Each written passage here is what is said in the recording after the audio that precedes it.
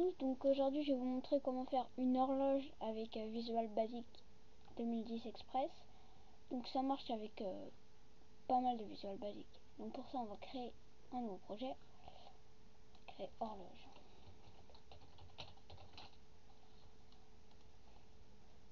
Donc voilà, là on a notre projet. Alors donc je vais vous apprendre à créer deux types d'horloges.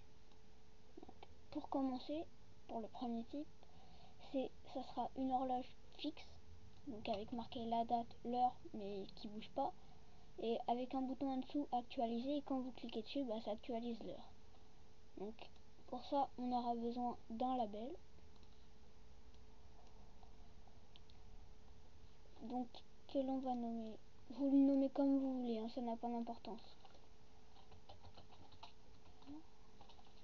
Voilà, après on va changer le texte et la couleur.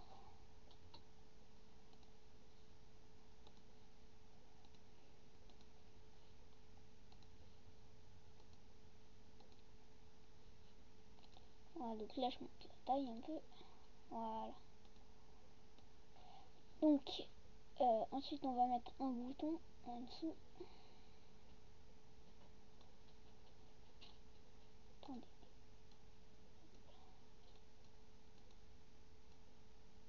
Un bouton que je vais nommer actualiser.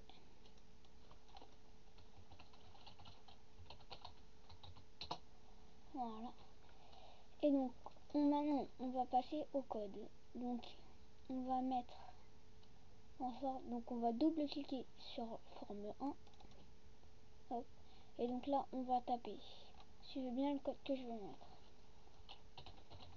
Label 1 texte est égal à date.num. Voilà. Sur le bouton on va double cliquer et on va mettre la même phrase. Voilà. Ça c'était le premier type, donc on va voir si ça marche. Voilà, donc là on a l'heure. Et quand on actualise, l'heure s'actualise. Donc maintenant je vais vous apprendre à créer le deuxième type, qui en fait va être vraiment une horloge où l'heure s'actualisera tout le temps, tout seul. Donc pour ça, voilà, donc pour créer ce type d'horloge, déjà on va arrêter la simulation. On va créer un nouveau projet.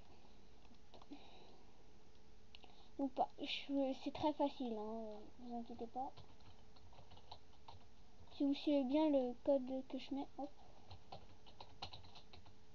ça sera très facile. Donc on va faire pareil, on va mettre un label comme tout à l'heure, sauf que là on n'aura pas besoin de bouton. Hop. Alors.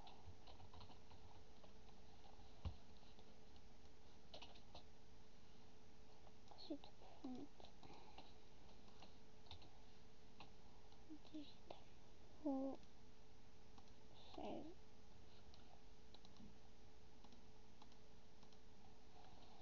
Voilà, donc on va le centrer. Voilà, donc on a besoin d'un autre outil, c'est le timer, et ça sera tout. Et bien sûr après on tapera le code. Donc on va double cliquer sur la fenêtre et on va mettre timer 1,